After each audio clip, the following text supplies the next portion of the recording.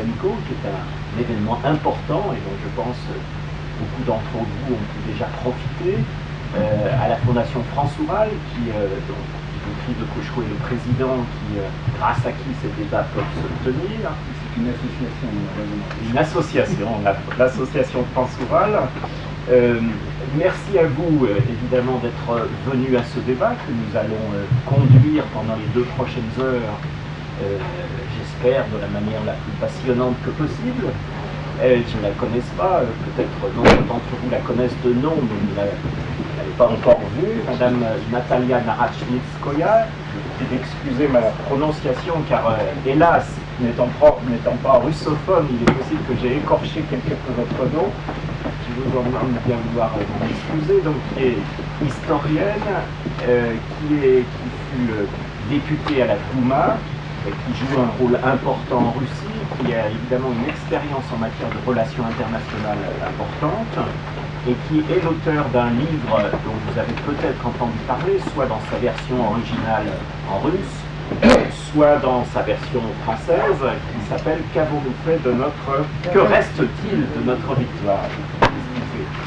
qui sera donc avec nous pour ce débat, en précisant que son nom ne figurait pas sur, donc c'est en quelque sorte une invitée surprise, dans le prospectus, dans le dépliant initial, compte tenu des délais d'impression, mais évidemment, nous sommes très heureux de l'accueillir ici, et je pense que son apport à notre débat va être tout à fait important. Le Kochko, président de l'association France Oural, donc grâce à qui ce débat peut avoir lieu. Dimitri de Cochereau est également journaliste et spécialiste des questions ayant trait à la Russie, et à titre de journaliste, il me corrigera si je dis des bêtises, mais qui a été dans de nombreux postes d'observation, si je puis dire, où les questions des relations internationales impliquant la Russie ont été au centre de son activité professionnelle. John Logland, et j'ai oublié de dire que Madame Narachnitzkoya est également présidente de l'Institut pour la coopération et la démocratie, qui existe à Paris depuis maintenant octobre 2008, donc 2 ans. Institut dont M. John Logland est le directeur des études. Peut-être certains d'entre vous connaissent John Logland, qui est à la fois un citoyen britannique, qui connaît bien le monde anglo-saxon et son pays évidemment en particulier, mais qui connaît tout aussi bien la France, puisqu'il a nombre d'activités, qui connaît de longue date la France, qui est historien et qui donc anime, dirige à Paris en permanence en tant que directeur des études cet institut dont peut-être il nous dira quelques mots. Nous l'accueillons avec grand plaisir également à notre débat. Monsieur Bruno Drevski, qui est universitaire, qui est historien, qui enseigne à l'INALCO, l'appelait jadis Langso, et qui est un spécialiste des questions internationales et entre autres des pays d'Europe centrale et orientale, ainsi que de la Russie, également par ailleurs du monde arabe, mais ça concerne un petit peu moins notre débat de ce soir. Bruno Drevski, que je suis également heureux d'accueillir, car il est le secrétaire général adjoint de l'IRICIN, de l'Institut de recherche internationale pour les coopérations et l'indépendance des nations, institut sous l'égide duquel en quelque sorte se déroule ce débat de cet après-midi. Un institut encore en devenir, dont l'ambition est de réfléchir sur les grands enjeux internationaux à la lumière au fond des repères qu'avait fourni en son temps le préambule de la Charte des Nations Unies, c'est-à-dire la non-ingérence dans les affaires réciproques des États les uns par rapport aux autres, le refus du deux poids de mesure et plus généralement le refus de la domination d'un certain nombre de pays sur l'ensemble de la planète, bref, pour des relations internationales de coopération et de paix. Peut-être à la fin aurai-je l'occasion d'en dire un petit peu plus sur cet institut, si cela vous intéresse. J'ai quelques exemplaires de la charte pour ceux qui souhaiteraient en savoir plus. Et puisque je parle de cet institut, ça me permet de me présenter, donc Pierre Lévy. Je suis secrétaire général de cet institut et c'est à ce titre que je vais avoir le plaisir et la lourde responsabilité d'animer, on dit parfois modérer, mais mon caractère me porte plutôt à préférer le mot animer, d'animer ce débat. Je présente également, mais excusez-moi, je n'ai plus votre nom, Lisa, qui aidera Natalia Narachninskoya à communiquer ses idées en français, même si en réalité elle parle mieux le français qu'elle ne veut bien le dire, mais c'est plus rassurant pour elle d'avoir à ses côtés donc une interprète. Voilà. C'est les relations et la coopération entre l'Europe occidentale et la Russie peut construire un équilibre dans l'ère qui arrive. Et pour moi, nous vivons dans une époque d'une société d'information. Ça signifie que les médias, et spécialement les médias électroniques, dirigent l'esprit des communautés. Et un livre comme ça, un livre français, ne peut pas changer l'opinion publique comparant au programme de télé, etc. Et en Russie, la même chose. Les médias sont un État dans l'État. Si on juge, si on veut avoir un jugement objectif de la situation et des sentiments de la public réel, si vous voyez seulement la télé ou universel, restez comme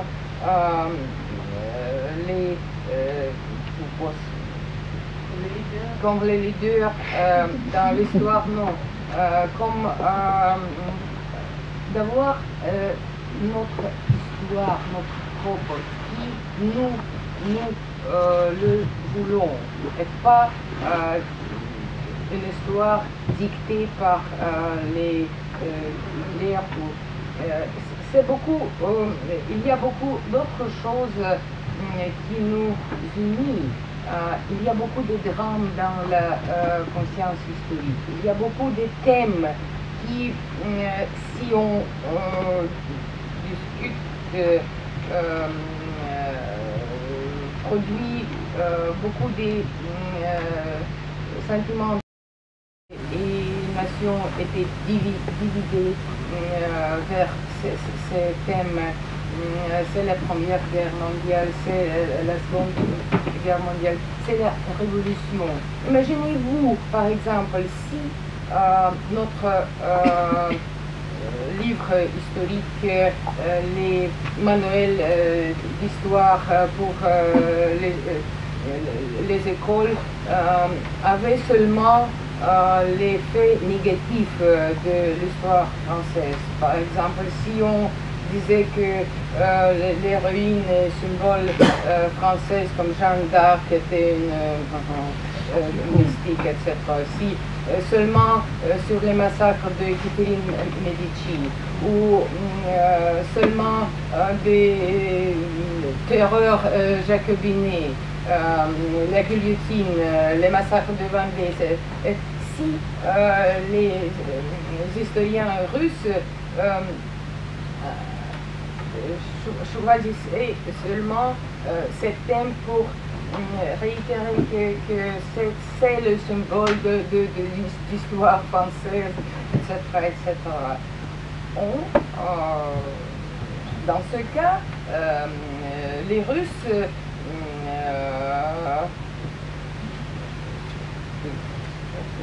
conditionnel. Conditionnel, c'est vrai. Très intéressante. Comment, quelle est l'image de la Russie dans la conscience publique historique des Français et vice-versa ayant comme le prisme le mémoire de Première Guerre mondiale.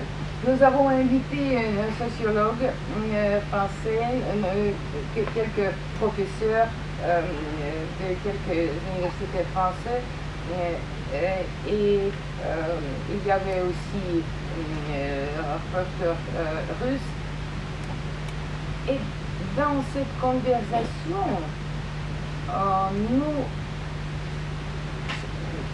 nous avons un grand spécialiste de la politique extérieure des Jacobines, etc. Je le salue. Merci beaucoup. C'est des reproches dans un sens ou dans l'autre. Et c'est bien ça qui caractérise le rapport à la Russie, je dirais, en France. Il y a des éléments de passion, incontestablement. Moi, là, je vais réagir un peu, et en journaliste, et en associatif, puisque c'est en tant qu'associatif que j'organise ce festival. Alors, premier point, réagissons par tâche. Premier point, vous avez vu pendant ces 3 jours de festival, vous avez une Russie très diverse qui est présentée là. Vous avez vu que parmi les écrivains qui ont des tables rondes, il y a toutes sortes d'écrivains. Et ils ont une caractéristique entre eux, tous ces écrivains russophones et russes, c'est qu'en général, ils se considèrent très rarement comme des vrais écrivains les uns et les autres.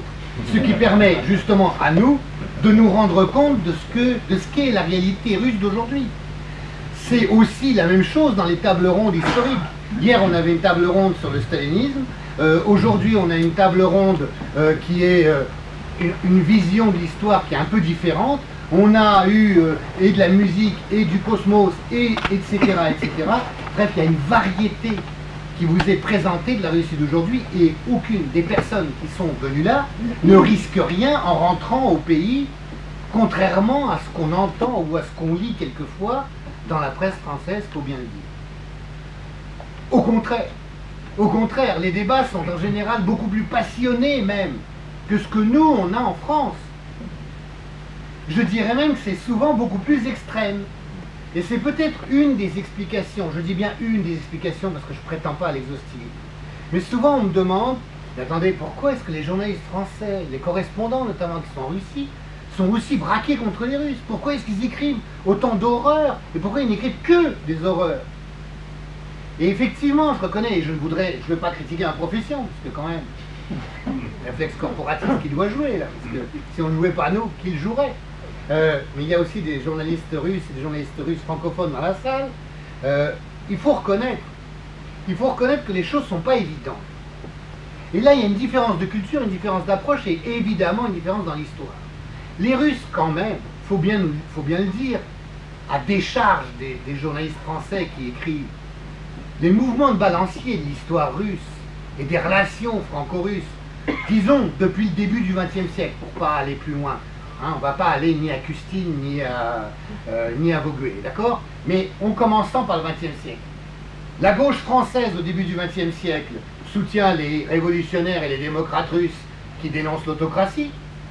La petite bourgeoisie et la bourgeoisie française soutient l'autocratie qui va être le rouleau compresseur russe, auquel faisait allusion en fait Natalia Nerochitskaya tout à l'heure, qui en 14 effectivement a sauvé la France en quelque sorte. Le rouleau compresseur, le soutient aussi l'emprunt russe, soutient aussi l'alliance franco-russe. Bref, au début du siècle, la Russie est à la mode, sauf dans les cercles révolutionnaires ou démocrates qui, eux, l'avouent aux gémonies. La révolution de 1917, patatrac, tout change. Et les mêmes qui la veille disaient que les Russes étaient des épouvantables marqués par le système asiatique, etc., etc. Vous voyez à quoi je fais allusion. Et de l'autre côté, ceux qui la veille complimentaient le système et qui mangeaient du franco-russe hein, au niveau des entremets, eh ben ils se retrouvent avec leurs emprunts russes qui ne sont pas payés. Alors il y a de quoi quand même se dire que bon ben écoutez, on s'y retrouve plus là. Or, et puis après ça, bah, évidemment, période soviétique, la gauche française, que ce soit la gauche communiste ou que ce soit la gauche crypto-communiste, comme on l'appelait, ou que ce soit même les socialistes pas toujours à l'aise, puisque l'URSS quand même dans la lutte des classes, dans la lutte dans les rapports de force internationaux, etc., etc., eh ben on la considère, même si on n'est pas à l'aise, comme une alliée. Et puis de l'autre côté, on la considère comme l'horrible bolchevique avec le couteau entre les dents, etc. Et puis là, perestroïka et patatrac, rechangement. Là où avant, on poursuivait les prêtres, les rabbins ou les mouftis, ou autrement, ou en tout cas, ils n'étaient qu'à un niveau officiel, tolérés qu'à un niveau officiel, ou à Pâques, on entourait les églises pour pas qu'il y ait trop de gens qui y viennent. Maintenant, on n'arrive pas à ouvrir une boutique ou une usine ou quoi que ce soit sans qu'il y ait la bénédiction du pope, du rabbin, du moufti, et puis si on peut, si on est dans une région bouddhiste, une cérémonie bouddhiste. Avouez, pour des Français, c'est quand même pas évident à suivre. Avouez que pour un correspondant français qui arrive, un jeune journaliste qui arrive à Moscou, qui peut avoir une culture générale journalistique, certes, mais qui n'a pas forcément une compréhension, une compréhension de ce que peut être la façon des Russes d'approcher les choses, qui quand il va arriver, va rencontrer en général une intelligentsia moscovite, et je dis bien moscovite en plus, parce que dans les autres villes, c'est pas forcément comme ça, mais qui est prompte à tout critiquer, à être blasé d'absolument tout. C'est des enfants gâtés quand même, les moscovites, excusez-moi. C'est quand même vrai en Russie. Et vous avez toujours un dédain pour tout le reste, pour la province, pour tout, etc. Et vous allez dire les pires horreurs sur votre régime en général, quand vous parlez aux Français qui arrivent. C'est dramatique, je veux dire, les critiques que les Russes font eux-mêmes, d'eux-mêmes, mais c'est un suicide permanent, quoi. Mais il faut le comprendre, ça. Mais la littérature russe vous en ouvre quelques clés, quand même. Ce gars, c'est que les correspondants qui se pointent en Russie, ils n'ont pas forcément lu de la littérature russe. Et ils n'ont pas forcément compris que le même Russe qui va leur dire le pique-pendre, et sur Poutine, et sur Medvedev, et sur le régime, et sur tout ce que vous voulez, eh ben, peut-être 1 heure plus tard ou 2 heures plus tard, il sera en train de sangloter avec ses copains sur la bonne mère Russie, sur la terre russe, sur oui c'est dégueulasse évidemment, les routes sont boueuses, etc. Mais c'est la Russie, etc. C'est le même, c'est le même. Et cette façon de tempérer les choses, d'arriver à savoir que ce balancier russe, j'en ai fait un petit élément dans l'histoire de la Russie qui n'a pas été évidente, c'est vrai.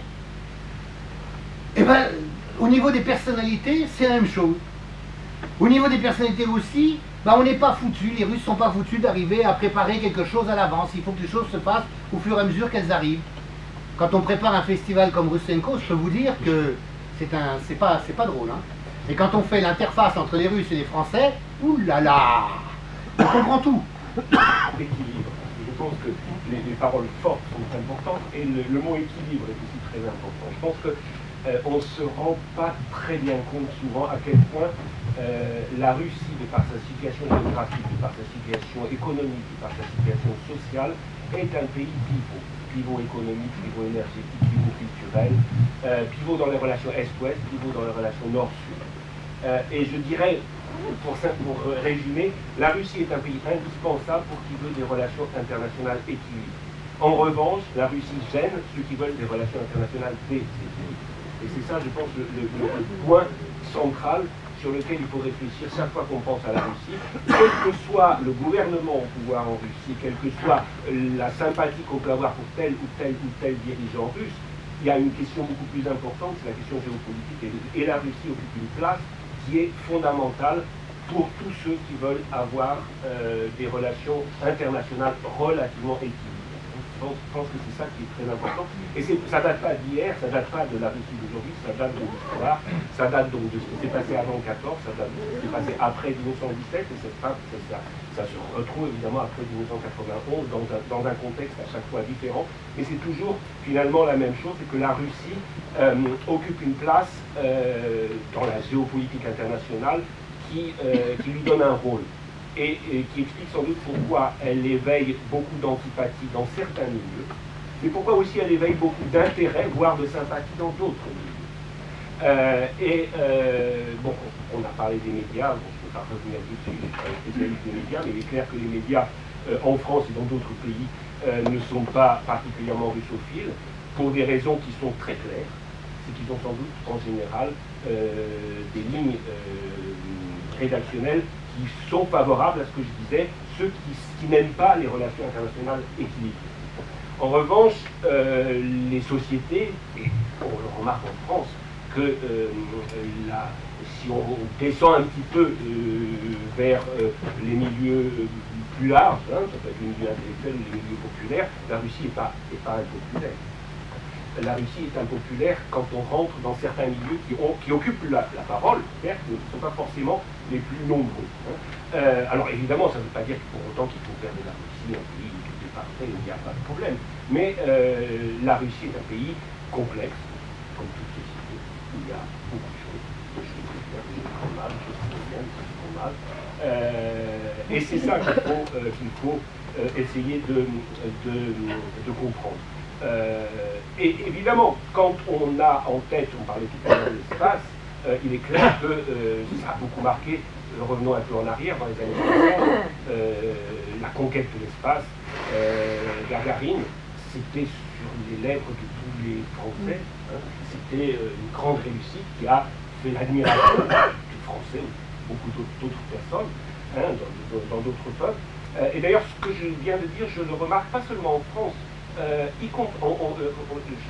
comme je suis un peu spécialiste de langue centrale et orientale, je m'occupe aussi en particulier de ces pays, que l'on dit, n'est-ce pas, membre de la Nouvelle Europe, anti-russe, etc., etc. Alors là, c'est encore plus vrai qu'ici au niveau des médias, mais c'est pas du tout vrai au niveau de la rue. Si vous allez à Vilnius ou si vous allez à Varsovie, vous demandez aux gens dans la rue qu'est-ce qu'ils pensent de la Russie, c'est pas du tout une image négative. Là-bas aussi, on est très conscient du fait que la Russie, c'est un grand peuple, c'est un grand pays, c'est un ancien partenaire et qu'on aimerait bien que ça redevienne un partenaire. Donc il y a toujours ce besoin de Russie, mais qui n'occupe pas forcément le devant de la place. Alors, cela étant, je pense qu'on arrive dans une situation aujourd'hui qui a une certaine cause, et là il y a peut-être une faiblesse, je dirais, des élites russes. Vous avez utilisé tout à l'heure le mot naïveté, vous n'êtes pas naïf, mais peut-être qu'en Russie, il y a eu des gens qui étaient un peu naïfs à la fin des années 90, fin des années 80, début des années 90, qui ont pensé que si la Russie optait pour le marché, pour le pluralisme politique, pour le rapprochement avec le mode de développement occidental, ben, on a tout allé bien. Et en fait, on a un peu oublié la géopolitique. On a un peu oublié que il ne suffisait pas de changer, si je peux dire, le régime ou la couleur pour être forcément accepté. Cela étant, je rappellerai quand même quelque chose qui me semble important, c'est que nous vivons dans une société où tout doit aller vers le développement, le progrès en théorie, mais en pratique, nous vivons dans une société extrêmement facile, pour tout équilibre, qu'on le veuille ou non. Sans Russie, il ne pourra pas y avoir d'équilibre international. Ça, c'est un premier point. Un deuxième point, il suffit de regarder la carte. La Russie, c'est le lieu par lequel passent toutes les voies de communication entre l'Europe occidentale et les pays émergents d'Asie orientale, d'Asie méridionale.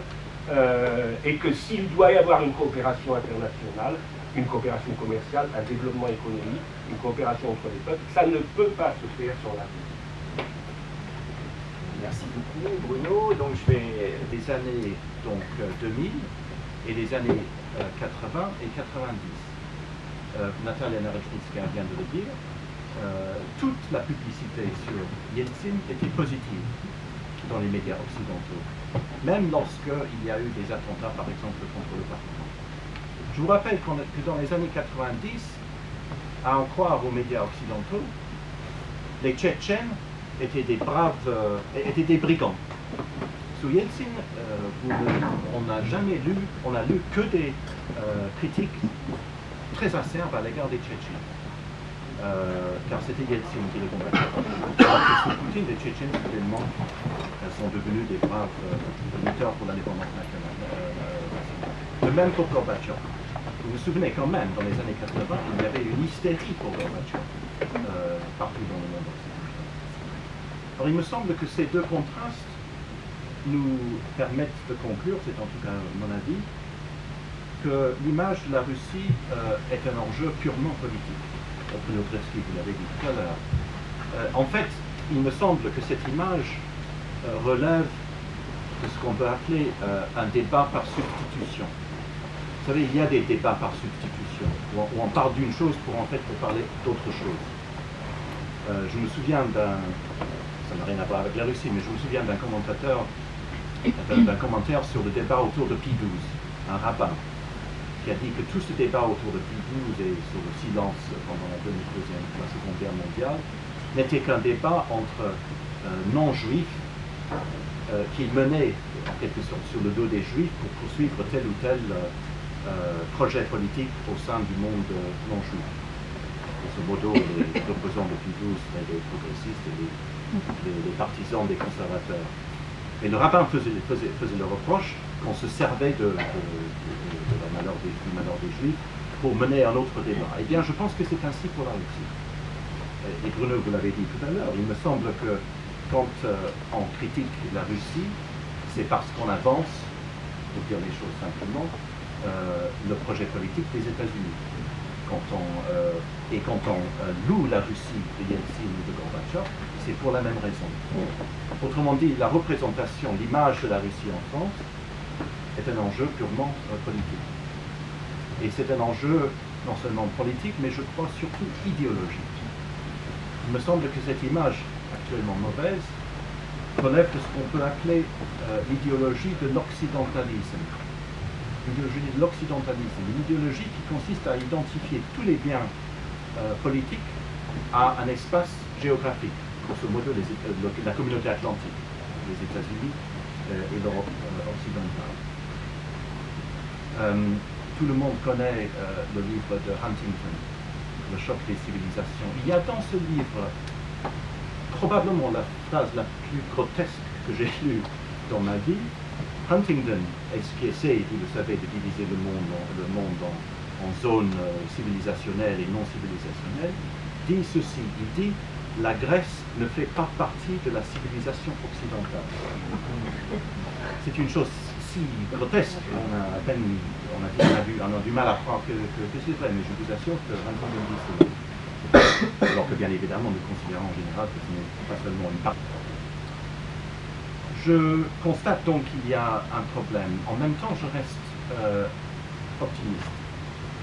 Je pense que cette image idéologique, cette domination idéologique des médias est en train de s'effondrer. Vous savez bien que c'est aujourd'hui le deuxième tour des élections en Ukraine. Si, comme je le crois, Yanukovych l'emporte, c'est une énorme défaite.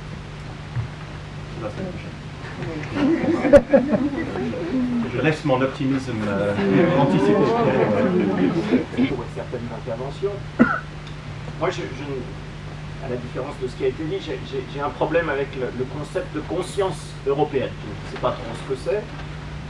En revanche, je constate qu'en 2004, lorsque les dirigeants de l'Europe occidentale ont pris la décision de faire ce qu'ils ont appelé l'élargissement, il y a beaucoup à dire sur le mot d'ailleurs d'élargissement, mais c'est pas l'objet ici, ont créé les conditions de l'adhésion de 10 pays nouveaux dans l'Union européenne, dont donc ces pays qui furent membres du pacte de Varsovie, ainsi que de les 3 pays baltes, dont on pouvait prévoir à coup sûr, et c'est ce qui s'est évidemment passé, que leur intégration européenne allait tirer l'ensemble dans un sens encore plus atlantique, et j'allais dire encore plus anti-russe. Et donc je me demande si au fond la notion même d'intégration européenne au sens où on la connaît aujourd'hui ne porte pas du fait même de sa fondation, de son essence, au départ, issu de la guerre froide, né de la guerre froide, ne porte pas ces germes et ces tendances irréversibles, si je puis dire, à un développement anti-russe. Donc c'est sur ces choses que je voudrais vous laisser la parole pour de brèves interventions, parce qu'il y aura une dernière phase du débat où je souhaiterais vous faire parler sur la conclusion que je garde secrète pour l'instant. Madame Narassinskolia. Le fait que la pression idéologique, géopolitique, militaire et dans la presse vers la Russie non communiste est beaucoup plus grande que contre l'Union soviétique communiste, prouve que la lutte entre le monde libre et le monde totalitaire avait pour but pas lutte contre le bolchevisme et le communisme, mais contre la grande puissance qui était l'Union soviétique. Et on a présenté l'Union soviétique vers le fin du siècle, du XXe siècle, comme une grande et la seule menace vers l'Europe occidentale, vers les valeurs démocratiques, la souveraineté que l'Union soviétique était préparée à attaquer dans le moment, etc. Mais c'est après l'Union soviétique a subi un collapse, immédiatement tous les principes du droit international, le concept de souveraineté était supprimé, négligé et ignoré, et les bombes, les bombes, ce n'étaient pas les bombes communistes, mais les bombes de l'OTAN. Le bombe avec un message de la démocratique qui était déranger la stabilité et les frontières de l'Europe. C'est les bombardements de Yougoslavie, sous prétexte c'est Irak, l'affaire d'Irak, etc. etc. Ce n'était pas l'Union soviétique qui était la menace contre la stabilité du monde. C'est clair qu'une personne avec habilité logique de réfléchir. Nous avons beaucoup de péchés. Nous ne sommes pas parfaits. Et je n'aime pas tous qui se passe à mon pays, mais je n'avais jamais un complexe d'infériorité vers le monde occidental, et j'aime beaucoup les choses en France qui, je voudrais que nous suivions. Défense. Oui, non, un peu quand même. C'est tout à fait, malheureusement, je reconnais que c'est complètement vrai ce que dit Mme Cheskaya sur notamment la façon dont cet hebdomadaire l'a traité, c'est incontestable. De même, il avait titré sur le fait que le stalinisme s'installait en Russie. Maintenant, pas en 27, hein, maintenant. C'est assez étonnant, mais bon, il n'empêche que quand même les journalistes sont des gens qui font quand même leur travail, qu'ils font avec des règles qui logiquement devraient être suivies et respectées, ce que ne font pas forcément les lignes éditoriales, les propriétaires de leurs revues ou de leurs journaux, de leurs rédactions. Mais dans l'ensemble, il y a quand même une profession qui suit un certain nombre de règles et qui sera le seul moyen en fait d'être informé, notamment dans la prolifération d'informations sur Internet qui quelquefois sauve justement du fait que des directions de rédaction empêchent, en fonction de considérations géopolitiques, une information plus complète, mais d'un autre côté aussi, il y a toute une prolifération à laquelle on ne peut pas faire confiance parce qu'elle n'obéit pas à certaines règles de collecte de l'information. Donc ça, c'était le morceau normal, professionnel. Deuxièmement, je voudrais simplement dire aussi sur l'image, je me permets de ne pas être d'accord effectivement avec John. Non, malheureusement, je ne dirais pas que la question de la mauvaise image de la Russie est apparue uniquement avec Poutine. Ça serait trop simple. Ça serait trop simple et à la limite, une fois qu'il y a eu Medvedev, ça aurait disparu. Un petit peu comme l'image de l'Amérique, à la limite, a quand même souffert pas mal de Bush. Mais ça s'est arrêté là. Et puis d'ailleurs, on peut dire là aussi, si on prend l'image de cette comparaison avec Bush, soit dit en passant, on n'a jamais écrit toutes les horreurs sur Bush qu'on a pu écrire sur Poutine. Alors que quand même, Bush, il a un peu plus de morts sur la conscience que Poutine. Franchement, et vous voyez, donc c'est malheureusement pas qu'une question de président et d'individu. Et malheureusement, ça correspond à tout ce qu'on a dit précédemment, c'est-à-dire l'héritage de la guerre froide, les retournements, les incompréhensions quelquefois, tous ces aspects. Bon, et puis évidemment, et bien évidemment, la Russie est comme les autres sociétés, et puis là en plus, avec le fait que c'est une société en transition quand même, encore, avec évidemment des tas de débordements, des tas d'abus, favorisés en plus par le caractère russe et par l'histoire russe. Ça, il faut bien le dire. Et puis par l'absence d'une classe moyenne qui fasse un peu tampon. C'est ce qu'on a en France. Et c'est dû à ça aussi. Cette classe agricole qui, il faut bien le dire, a été liquidée quand même en Union soviétique. Donc la classe paysanne et la petite bourgeoisie qui en France est un espèce de matelas, est une espèce de continuité. Quand je disais tout à l'heure que on est passé d'une société où la religion était par exemple mise de côté, dissimulée, à une société où la religion est omniprésente, pour des familles françaises qui sont de tradition ou républicaine, ou comme diraient les républicains, calotines, eh bien évidemment que c'est pas compréhensible, parce qu'on passe pas de l'un à l'autre comme ça du jour au lendemain. Les mêmes gens. Poutine, agent du KGB, on le voit aujourd'hui avec le patriarche, faire des signes de croix, en veux-tu, en voilà. Évidemment que les gens ne comprennent pas des choses comme ça en France. C'est une évidence. Alors maintenant aussi, pour ce qui est des Tchétchènes, je ne dirais pas moi que quand il y a eu la première guerre, et notamment quand il y a eu justement quand c'était Yeltsin, l'image de Yeltsin, bien sûr qu'elle a été très favorisée par les médias occidentaux, disons là, jouant la carte américaine, disons comme ça pour simplifier. C'est vrai.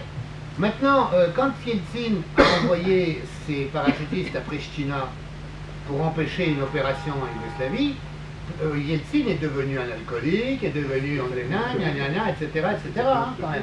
Oui, non, ça on est d'accord, je pense, oui, effectivement. Pour la Tchétchénie, il y a une chose intéressante, la première guerre de Tchétchénie, qui a été faite quand même, il faut bien le dire, d'un strict point de vue militaire et politique, n'importe comment, et qui a donné lieu quand même à beaucoup de morts. Dans les rangs de l'armée, qui a été envoyé n'importe comment, puisqu'on a envoyé des appelés qui n'étaient même pas formés au maniement des armes, alors qu'on avait en face des gens qui, eux, avaient été formés au maniement des armes, qui avaient combattu et qui avaient profité d'un tas d'armes qui étaient venues d'Allemagne notamment. Donc, bien évidemment, dans les évacuations c'était...